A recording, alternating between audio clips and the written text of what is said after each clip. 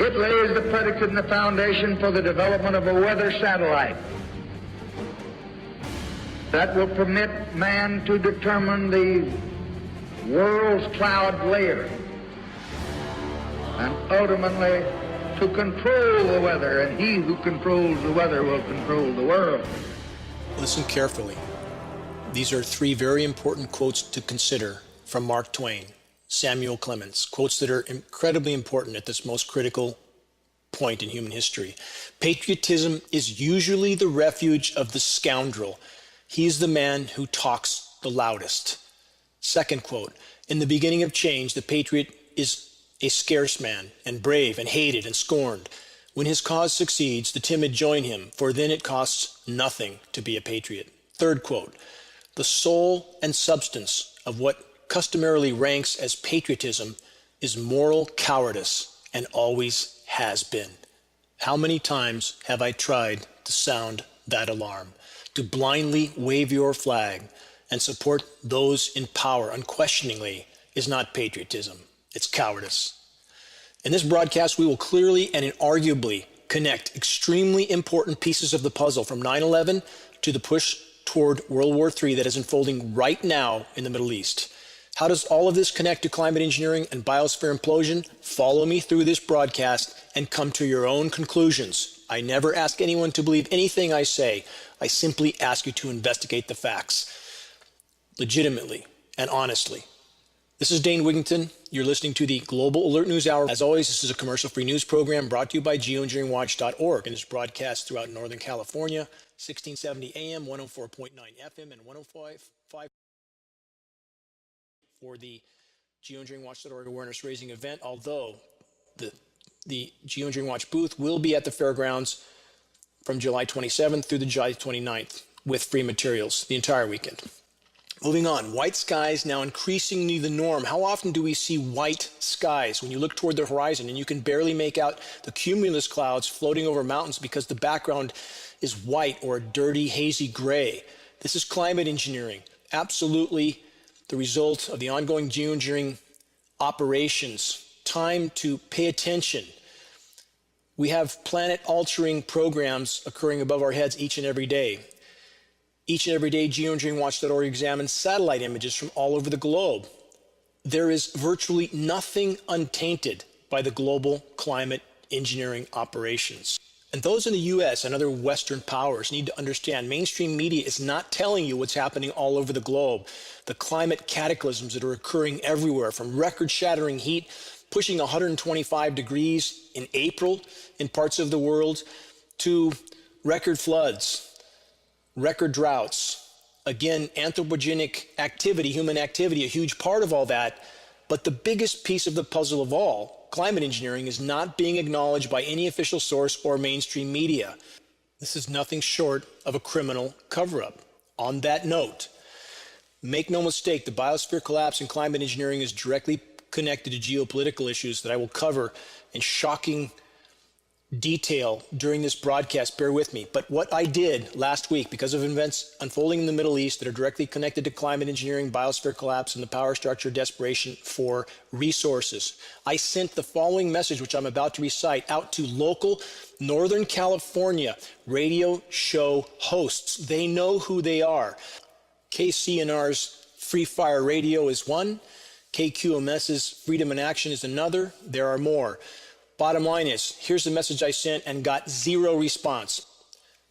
At this most critical point in time, I would like to formally invite all of you, the radio show hosts, to a town hall style meeting to present information for the public good. Who is willing to attend and present the basis for their conclusions of what is occurring in our world and why? I will organize the gathering and pay for the facility if all are willing to participate. Equal time to speak will be allotted with an agreed upon neutral moderator.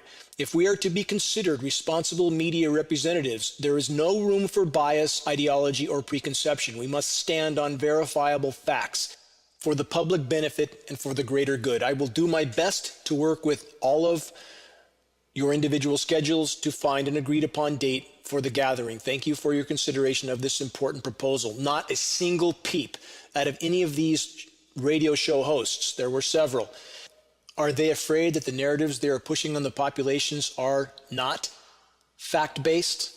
Not a peep out of any of them. Moving on.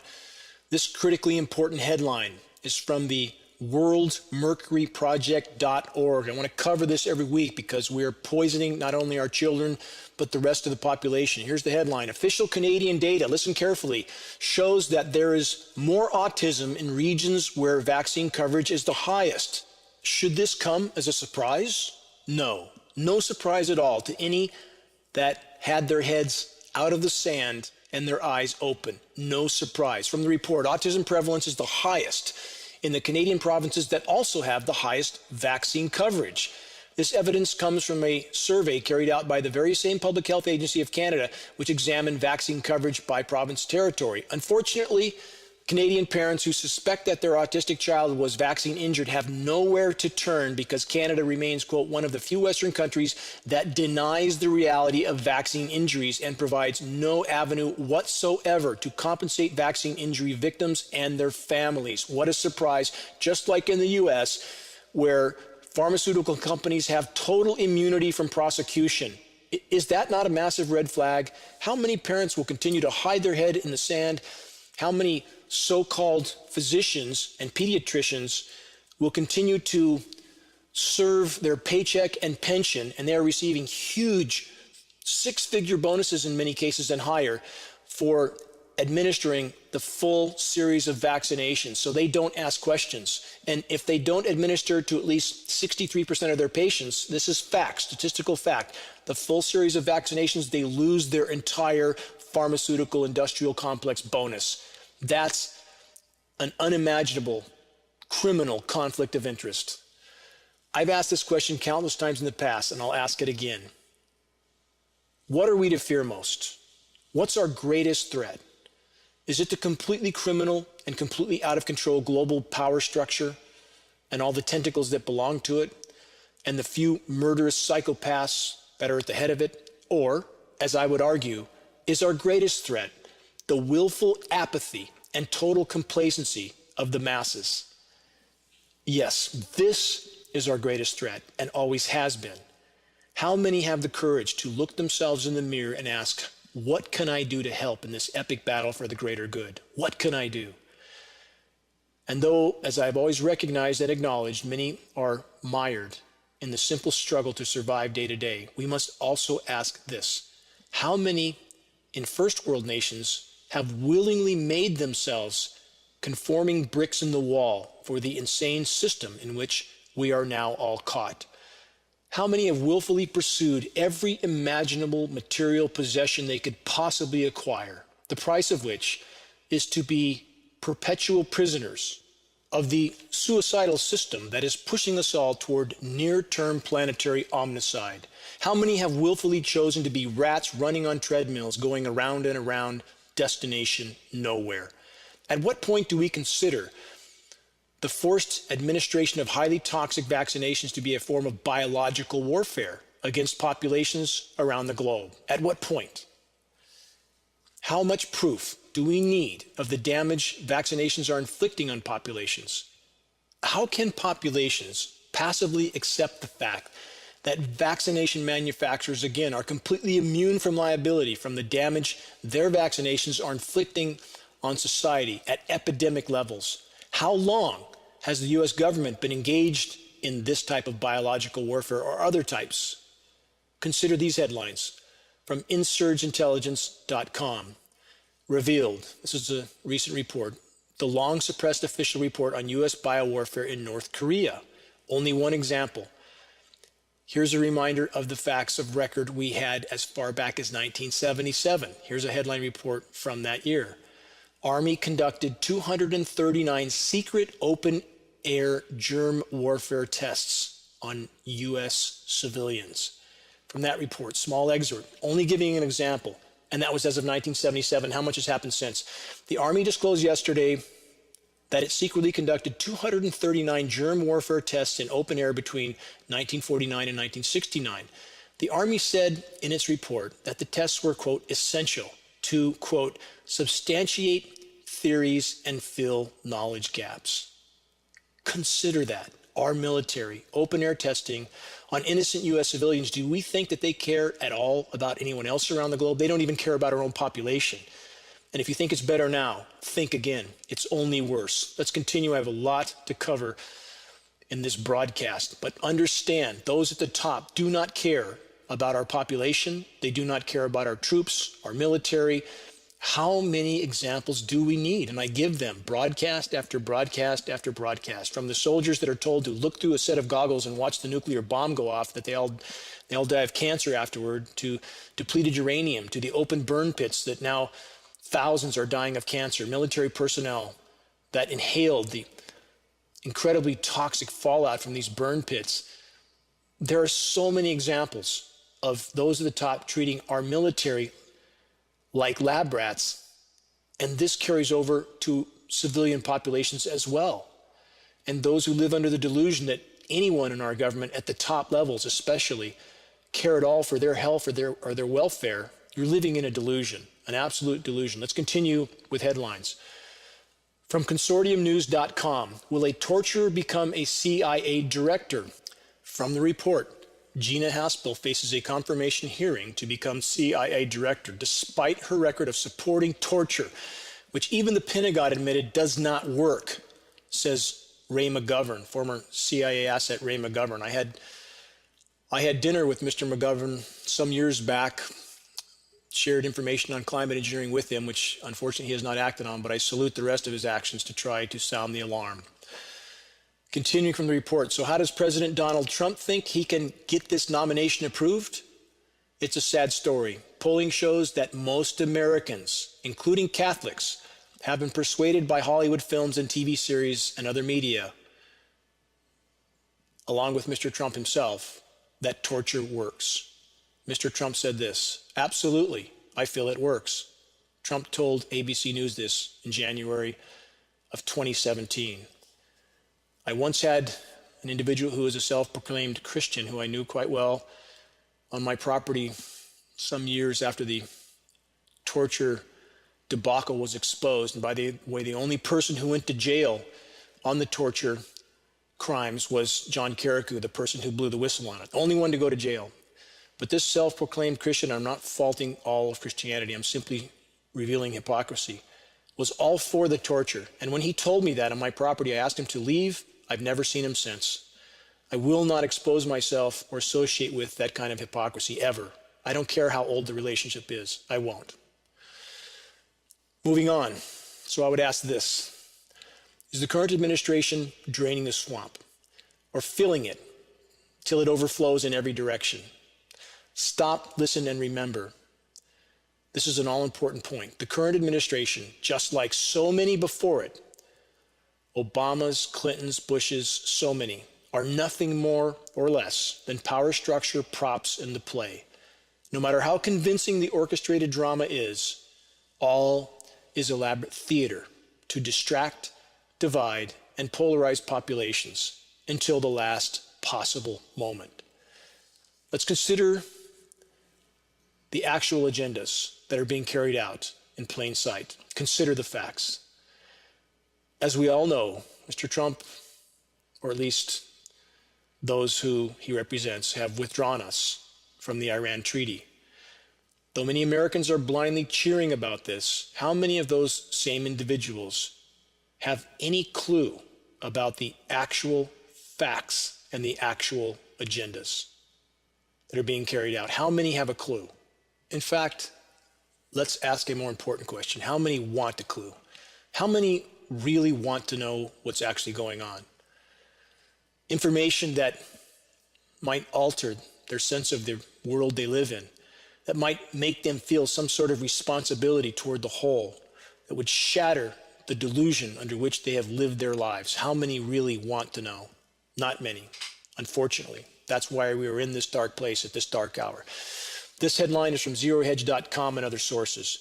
Trump, quote, committed to regime change in Iran, says Rudy Giuliani. Now, please follow me through with this. Follow me through. And remember, as I've stated over and over, all former administrations were criminal. Obama, Bush, Clinton, and the rest. all criminal. It's no different now. And if you believe it's different now, you're living in a delusion. It's not different. The theater becomes more convincing every year because those who write the drama become more skilled at what they're doing. It has to be more elaborate, more complex, and thus more convincing. Still theater. Again, the headline, Trump, quote, committed to regime change in Iran, and please follow me through with all these dots until I'm done. President Donald Trump is committed to regime change in Iran, said Rudy Giuliani, Trump's newest controversial attorney, although perhaps not for long. We know he's gone now. And longtime informal advisor, speaking to reporters after a Saturday keynote to the Iran Freedom Convention for Democracy and Human Rights in Washington, Giuliani said, we got a president who is tough, who does not listen to the people who are naysayers. Consider that. Anybody who disagrees with him. Giuliani continues, listen carefully. Giuliani said, and a president who is as committed to regime change as we are. Who's the we, Rudy? The inside ranks of the power structure? Mr. Giuliani, who clearly knew about 9/11 and what it was about, and I'll get to more absolutely shocking information on that in a moment that I'm sure many have not heard and are not aware of. The report continues. In other words, pulling out of the Iran nuclear deal is now being conflated with regime change in Iran. That's what it's about. Giuliani says, final statement for this report, he's been a supporter of regime change for 10 years. Much longer than that, Rudy, if the facts be known. He continues that it's the only way to peace in the Middle East and that it's, quote, more important than an Israeli-Palestinian deal. Consider those facts. I'm moving on. From zerohedge.com and other sources, we have this new report. Leaked document reveals White House planning, quote, regime change in Iran. Please try to remember all the facts I'm presenting. The U.S. military operations, ongoing operations of aggression in the Middle East are not about freedom and democracy. They never have been. And if you continue to follow me through with the dots I'm going to connect, including audio statements from individuals like General Wesley Clark that need to be heard, please try to retain this information so you can connect all these dots through this broadcast. Moving on, there is this new Trump quote of unimaginable hypocrisy from last week, covered by multiple sources. Here's the quote. With all of the places Iran is involved, it's bedlam and death. Because, Trump continues, I don't think they do understand life. Let's consider that.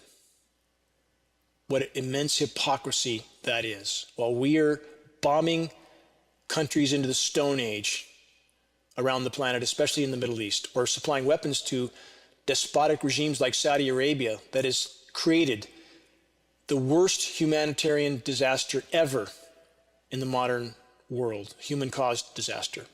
In Yemen, bombing civilians by the tens of thousands, getting weapons from us.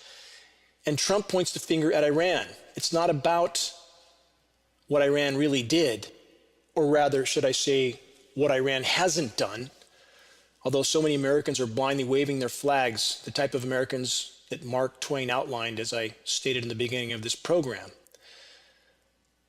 Again, for the record, Iran has not invaded any other country for well over 2 centuries.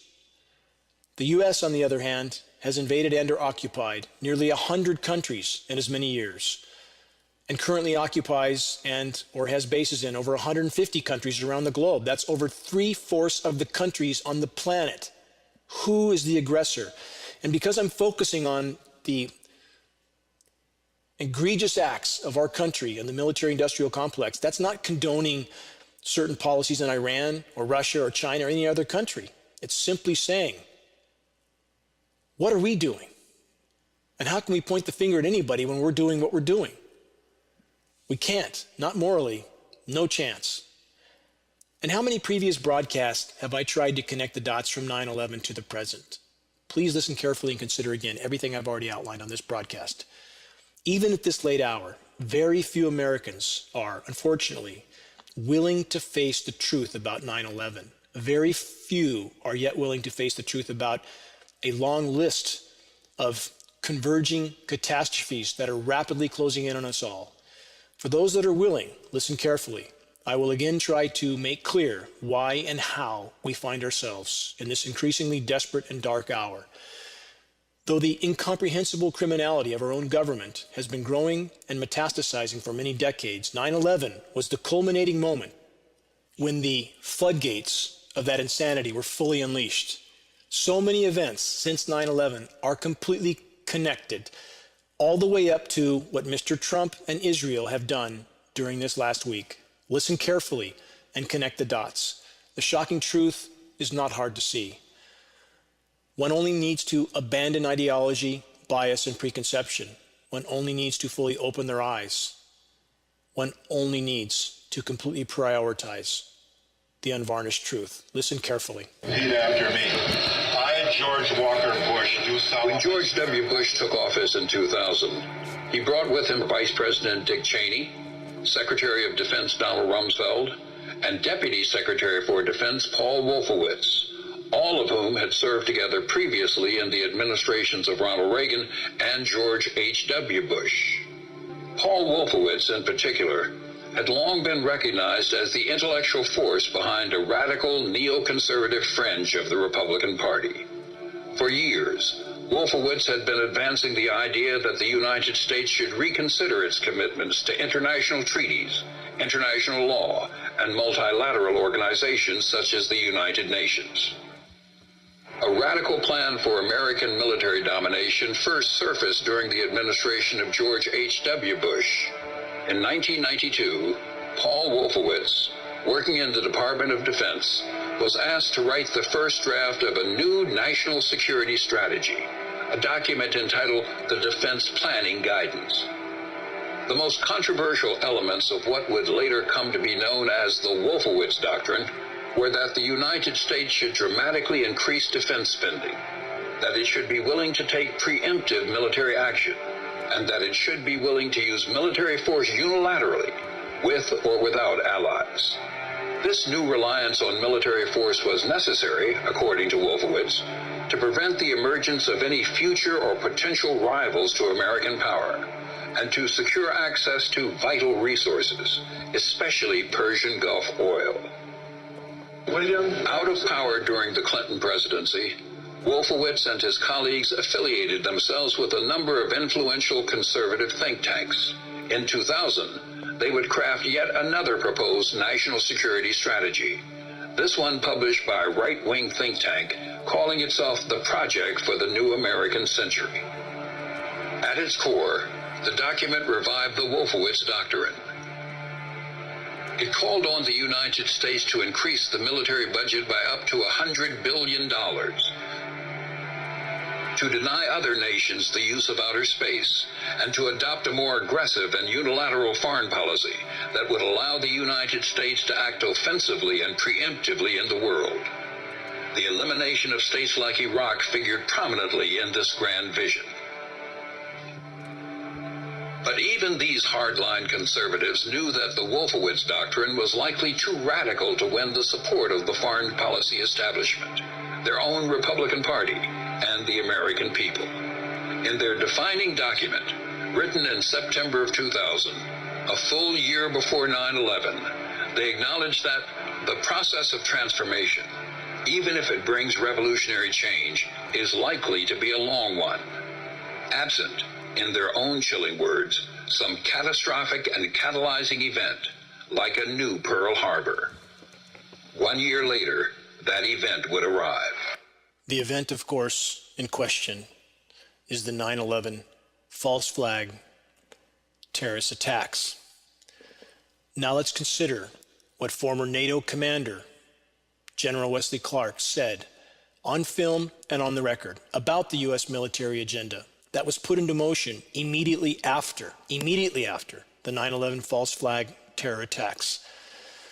Attacks that were used to galvanize the U.S. population into blindly supporting the power structure conquest of the Middle East and the resources that existed there.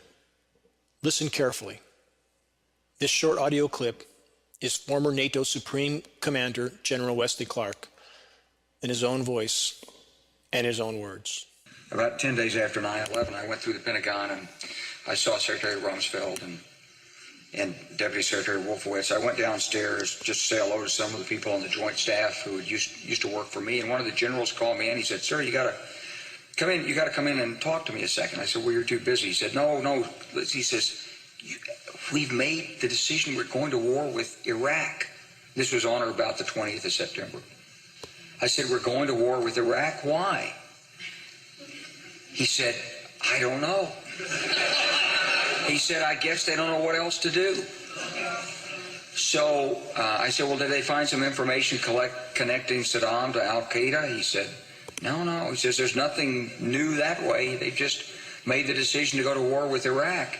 He said, "I guess it's like we don't know what to do about terrorists, but we've got a good military and we can take down governments." And he said, "I guess if the only tool you have is a hammer, every problem has to look like a nail." So I came back to see him a few weeks later, and by that time we were bombing in Afghanistan. I said, "Are we still going to war with Iraq?" And he said, "Oh, it's worse than that." He said, he reached over on his desk, he picked up a piece of paper. He said, I just got this down from upstairs, meaning the Secretary of Defense's office today. And he said, "This is a memo that describes how we're going to take out 7 countries in 5 years, starting with Iraq and then Syria, Lebanon, Libya, Somalia, Sudan, and finishing off Iran." Let's repeat for the record what General Wesley Clark was told immediately after 9/11. The countries into which regime change was to be instigated, immediately after 9/11, he was told this. Immediately. He finished with Iran being the final country that the U.S. power structure wanted to topple. Let's look at some headlines from the last week. Netanyahu, because we're also talking about Israel, the U.S. and Israel joined at the hip. The 2 most feared countries on the planet based on international polls. Netanyahu's regime change infomercial, wanting regime change in Iran. Another headline, again, from the last week, hoping for regime change in Iran, from the Jerusalem Post. Another headline, Israel eyeing regime change in Iran, from May 1st, before Israel started bombing Iran again. Another headline, U.S. wants Iraqi-style regime change in Iran. Another headline, all from the last week or 2. The Iran regime change crew is back. It goes on and on and on. How hard is it to connect these dots? It's not hard, but the problem is, unfortunately, most Americans don't yet want the truth. They don't want to face the truth. It feels much better to blindly wave your flags and be the kind of quote-unquote patriot that Mr. Mark Twain described, as I highlighted in the beginning of this broadcast. The form of patriotism that's not patriotism at all. That's simply tyranny and cowardice. Only in fully facing the truth can solace be found. Can a sense of honor and virtue and meaning and purpose be found? Fully facing the truth, not running from it, not hiding from it, not cowering in your cabin below the deck of the Titanic, which won't save you, won't save anyone. And it certainly is a total betrayal of our children, if that's the course we take. Our children, whom we owe our lives to. Moving on, still much more to cover to try to connect these dots. Iran blasts U.S. 9/11 ruling as a mockery of Americans, the victims of terror attack. Again, a false flag terror attack that anyone with any sense of logic and reason would conclude, if they would take the time to watch what 3,000 of the world's top architects and engineers are stating on the record, with incredibly powerful and indisputable data, the 9/11 Architects and Engineers for Truth movement. And I will leave, for if you're in the Shasta-Siskiyou County areas, I will leave more 9/11 Architects and Engineers documentaries at Orchard Nutrition. You can pick one up for free if you promise to put it to use and promise to share it. You will not be the same after viewing that if you have no clue what happened on 9/11. The information they present is absolutely inarguable and completely overturns the official narrative, which is completely impossible based on the laws of physics. And how many even know there was a third building to collapse on 9/11? So many people I talk to don't even know. They have no clue because the media and the government doesn't want you to know that a third building collapsed, 47-story steel structure high-rise, fell in free fall time, 7 seconds, never got hit by anything. Only controlled demolitions can do that. That's all. All this on film, lab test proof, and the opinions of 3,000 architects and engineers. If you care about the truth, pick one up, view it, share it, help us to sound the alarm. So here we have Iran justifiably blasting the U.S. 9/11 ruling, which if those who don't know what that's about, that's the decision of a judge in the U.S. to saddle Iran, not Iraq, that we all know was already false. It had nothing to do with 9/11. Saddam Hussein had nothing to do with 9/11 at all. But now pursuing Iran as the latest perpetrator of 9/11.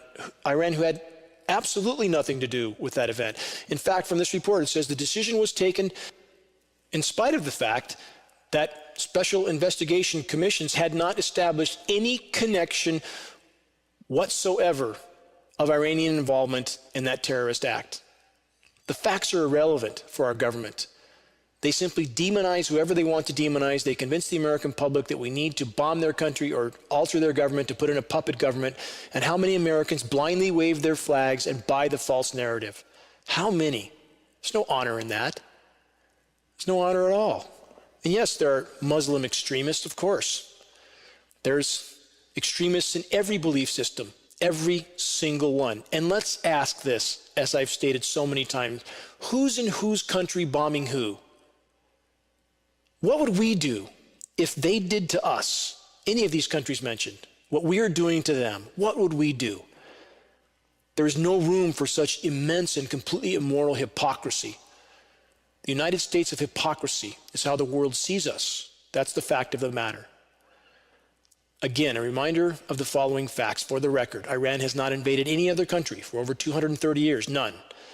Again, a reminder, in the last 100 years, the U.S. has invaded and or occupied nearly 100 countries, and the list keeps growing. Israel has been and is a party to the U.S. efforts to destabilize and topple the Middle East as the desperate quest for remaining natural resources accelerates. That's what this is about. So I ask this, who's the true threat to global peace and global stability? Let's consider this headline. This is from Dr. Paul Craig Roberts, former President Reagan cabinet official. Here's his headline: America's word is worthless. Dr. Roberts continues with this: we can now dismiss all hope that Trump's campaign promises to pull out of Syria and normalize relations with Russia and stop the offshoring of American jobs will ever become U.S. policies. They won't. By dishonoring the U.S. government's word and pulling out of the Iran nuclear non-proliferation agreement, an agreement signed by the U.S., UK, France, Germany, Russia, China, and the Iranian President, Trump has revealed that his regime is totally in the hands of the Zionist war hawks.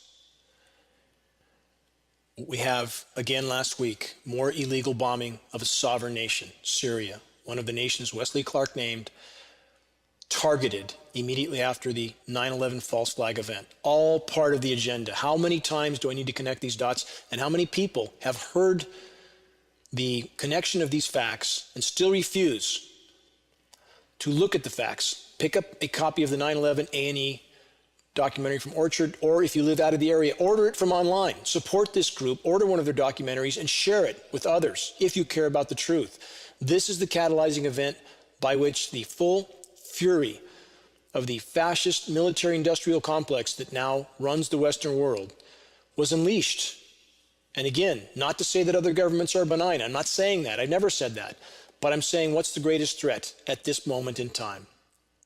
I've outlined it again and again, and all this is connected to climate engineering as well. And those who are blindly waving their flags for the current administration, don't forget that that administration is ramping up to ever higher levels the highly toxic, biosphere-destroying, climate engineering, weather warfare insanity, the weather terrorists. which is also biological warfare. And this government, this administration, is ramping those programs up, toxifying every single breath you take, and you're waving your flag in blind support, believing whatever you're told. Not patriotism. That is not patriotism. Let's continue. From multiple sources, here's a headline last week. War is good for business. U.S. weapons manufacturers' share prices soar on New York Stock Exchange as Trump pulls out of Iran deal. That's what it's all about. Proliferation of the military-industrial complex cancer of total insanity that's consuming the planet. That's what it's about. It always has been. Now let's transition back to the bottom line. Biosphere collapse, the factor on which our collective futures completely depend. While the military-industrial complex is focused on making yet more weapons of mass destruction and creating more conflict, our planet is dying by the day. Here's a headline. Researchers stumped over decline of sparrow population, the canary in the coal mine here, if you will. Researchers are investigating why the sparrow, long considered a barometer of human environments, is in dramatic decline. Report continues, house sparrows have been with us for a long time. Some estimates suggest they've lived alongside humans for 10,000 years. But will these ubiquitous birds be with us much longer?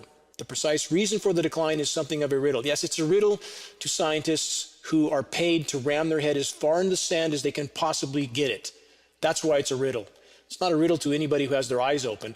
Report continues. Explanations range from increased predation by magpies, sparrowhawks, and house cats. This is ridiculous. It's hard to even read this sort of absurdity that we pay quote-unquote scientists to put out. They find any reason in the world except the most obvious reason. The biosphere and the life in it is collapsing. We know we have an 80 to 90% insect decline around the globe, proven by peer-reviewed study. And they wonder why the sparrows are declining. We have study to prove, for example, in the case of bees. Aluminum is killing the bees. They're dying of symptoms of Alzheimer's and dementia. Are we to think it's not affecting any other insect? Where's the aluminum coming from? No, and it's not floating around the air naturally, no. Or the bees would have never been here, nor us, nor most aquatic or terrestrial insects or all other forms of life. Aluminum does not exist in the environment in free form. It has to be mined and refined and sprayed to get there. It's the primary element named in climate engineering patents. Geoengineers stating on the record they want to put, and in fact are putting, we believe this much or more, 20 million tons in the atmosphere annually. And we have these quote-unquote scientists scratching their heads, trying to pretend they have no idea what's going on. Last statement from this report. Researchers believe that solving the riddle is important precisely because sparrows, quote, long association with humans. Sparrows, rather like the miner's canary, as I mentioned at the beginning of this, can act as a barometer of the health of the human environment. And in a word, where those environments are increasingly urban ones, understanding what makes cities so toxic for a species that has long called them home is an urgent task. It's not just the urban areas. The bees are just as dead 1,000 miles into the wilderness because the covering of the planet with these toxic materials that are also destroying the ozone layer, disrupting the hydrological cycle, are everywhere, as I stated in the beginning of this broadcast and many others. On NASA satellite imagery, we can see nothing untainted on the entire planet, anywhere, nothing. This is planetary omnicide. And yet we have quote-unquote scientists pretending they don't know what's going on. If you want to hear me debate scientists live on air, go to geoinženjeringwatch.org. You'll see a number of debates, including the academia's most recognized denier of climate engineering, Dr. Douglas McMartin. Listen to the hour-long debate. Watch the YouTube where documents are presented and see who you think has the facts right, me or Dr. McMartin. Watch that and decide for yourself. Moving on. From Quartz Media, LLC in India, let's remember as I read these headlines. Biosphere collapse is the bottom line. Biosphere collapse and resource depletion is fueling power structure desperation. From this report from India, what's going on with India's crazy weather? Scientists have long linked rising temperatures with the increased intensity of storms and India's unusual summer heat, which has only been getting warmer year by year. No acknowledgement of climate engineering in the equation. Can't have a legitimate discussion about the climate without acknowledging climate engineering. Can't legitimately discuss climate engineering without discussing the patented processes of chemical ice nucleation to create short-term toxic cooldowns. More headlines. From Scientific American and other sources, there is this. Shock and thaw. Alaskan sea ice just took a steep, unprecedented dive. Weather conditions and a boost from global warming led to the stunning record low ice cover in the winter of 2018. April should be prime walrus hunting season for the native villagers that dot Alaska's remote western coast. In years past, the winter sea ice where the animals would rest would still be abundant, providing prime targets for the subsistence hunters. But this year, sea ice coverage as of late April was more like what would be expected in mid-June. The sea ice decline is so stark that it has stunned researchers who have spent years watching Arctic sea ice dwindle due to climate change. No mention of climate engineering from quote-unquote scientists, paid liars at this point that are betraying the human race and the entire web of life. Final statement from this report. Winter sea ice cover in the Bering Sea did not just hit a record low in 2018, it was half that of previous lower winter records. Half. There's never been anything remotely like this for sea ice in the Bering Sea going back more than 160 years. Where's the headlines on stories like this? Where are they? We are very close to a blue ocean event in the Arctic. At that point, there will be no hiding climate engineering. At that point, our reality will go upside down. That's coming very soon. Another headline from InsideClimateNews.org. Arctic heat surges again, and studies are finding climate change connections. Similar to 2016, the winter of 2017-2018 has seen extreme Arctic heat waves, including one that's happening now. Pushing cold air from the Arctic south to cool parts of the eastern U.S. is a part of the climate engineering process. They are killing the planet, accelerating the die for the planet, in addition to all the other human forms of damage to the planet, in order to mask the severity of biosphere implosion from the population until the last possible moment. Academia, not mentioning climate engineering over and over. Another headline, this one from ecowatch.com. Satellite reveals troubling retreat of Patagonian glaciers. From that report, researchers with the European Space Agency have mapped in stunning detail the extensive retreat of South America's Patagonian ice fields, where some glaciers are melting at the highest rates on Earth and contributing further to sea level rise.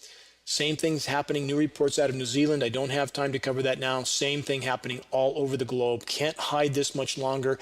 Again, biosphere collapse, fueling power structure desperation, pushing us toward World War III, with all the agendas being carried out that I have highlighted in this broadcast. Here's another headline from newsobserver.com.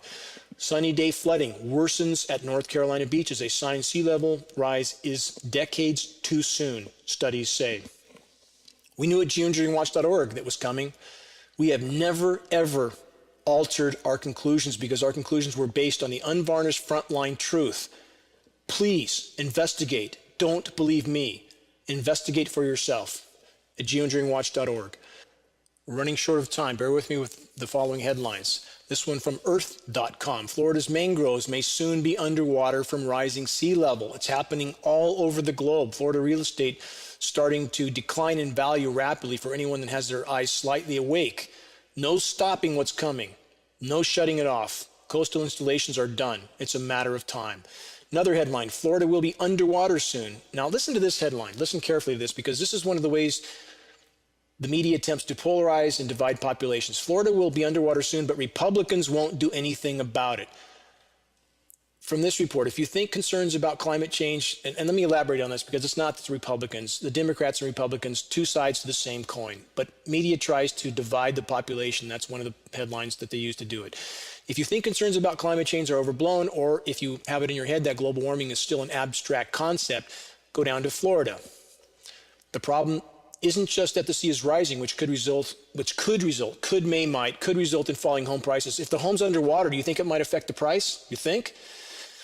Health problems for residents, and eventually daily flooded streets in Miami. But back to the beginning, back to this headline, blaming it on Republicans, an attempt to divide and conquer the population. The Democrats, what are they doing? Nothing to help. What are the so-called left environmentalists doing to help? By not acknowledging the single greatest environmentally destructive factor of all, climate engineering, nothing. The criminal corruption in our government is not on the side of the Republicans or the Democrats. They're simply a manufactured illusion of theater by those in power to divide populations. The criminality is everywhere on both sides of the aisle. When will the American population understand that and start to behave accordingly and not fall for the power structure theater? Moving on, another example of chemical ice nucleation for weather modification being used to create a short-term toxic cool-down. This headline is from the UK Mirror. When there's enough moisture present, atmospheric moisture, they can chemically cool the surface temperatures. Here's the headline. Freezing fog descends on packed British beach in one of the hottest days of the year. sending sun seekers running for cover. Freezing fog on one of the hottest days of the year. Think about that contrast. If you don't know what chemical ice nucleation is for weather modification, go to geoinženjeringwatch.org and search that subject and find facts. From this report, freakish weather conditions today stunned visitors to the British beach in Devon who hoped to bask in scorching temperatures to kick off the bank holiday weekend, but instead were hit by freezing fog. Another headline from multiple sources. While the U.S. shivered, the rest of the world simmered in planet's third hottest April. Listen to this and connect it with what I've tried to sound the alarm on in so many previous broadcasts. The biggest military in the world, bigger than the next 10 militaries combined, the most capable of massive climate engineering operations. Why would the eastern U.S. be so cool when the rest of the world is frying? Because they are trying to cool down the most populated regions of the country in order to divide and confuse the population of the U.S. as long as possible. If you see a big blue patch on the eastern U.S. for April and other months, while the rest of the world is red, shouldn't that send off some alarms? Look up chemical ice nucleation for weather modification. Look up engineered winter. Find facts. Speaking of facts, let me cover this fun fact for those who don't think human beings are damaging the planet. Deforestation facts. The Earth loses an average of 18.7 million acres of forest per year, which is equal to 27 soccer fields per minute. Per minute. In 2016, we lost about 4 times that, 100 soccer fields per minute. Who could think that could possibly continue? No trees, no people. Very simple. Biosphere collapse, power structure desperation, global conflict. Remember that. How do you hide it? Here's from Science Magazine. Recent article, recent headline. Trump White House quietly cancels NASA research, not that I like NASA, verifying greenhouse gas cuts. Cover it up, hide it, fire the scientists, gag the weathermen. Illegal gag order on all National Weather Service and no employees right now. This is what's going on right now. The attempt to cover it up, keep business as usual, and further fuel the insanity of the completely out of control military-industrial complex. Psychopathic behavior from psychopaths who are running the planet because the population does not want to face reality. That's the equation we're in. And the delusion from the so-called science community that somehow we will tech our way out of this when we have 70 years of climate intervention programs that have perhaps already pounded the final nails into our collective coffins. That's where we are at. If we have any chance of turning this tide, we must work together to effectively and efficiently wake the masses to what's going on. Wake them to the fact that we are in a fight for life. And the fight for life, again, is not off on the horizon, somewhere over the next ridge. It's kicking the door in right now, as I've stated over and over and over. And those in the so-called science communities that are willfully, criminally denying the ongoing climate engineering insanity, let's consider one last headline from last week. The headline itself is certainly accurate, but the conclusion pushed in the article itself is a blatant, glaring lie. Here's the headline of climate engineering denial from the Huffington Post. Here's the headline: the dangerous belief that extreme technology will fix climate change. It's not a dangerous belief, it's a dangerous fact that it's making climate change far worse, not better. That's the fact of the matter. But here's the report, what it says, an excerpt from the report. It boils down to a failure to question capitalism, civilization, and the notion of, quote, progress. The impacts of geoengineering, and here's the lie, on the global scale are unknown, in part because no massive geoengineering project has been undertaken. Think about the scope and scale of that lie. When any rational, sane person with any sense of deductive reasoning can look up and see something horrific is going on, and virtually mountains of facts, film footage, government documents, and a host of other corroborating data confirms that that something is climate engineering going on in our skies all over the globe, and yet we have the whole of academia and the whole of the so-called environmentalist community pretending it's not happening. And the immense criminal hypocrisy from the so-called environmental groups, Greenpeace, Sierra Club, EDF, WWF, and the rest, all towing the official lie that what we see is not really what we see. If we continue on this course, we're done. It's game over. We must awaken the masses, and time is not on our side. Let's consider and remember that those in power are not gods. They're nothing more than the most fearful and fallible cowards among the ranks of our species. Can they be exposed and held accountable? Absolutely. But only if we can awaken the masses. How do we do that? Every single one of us can and must play our part.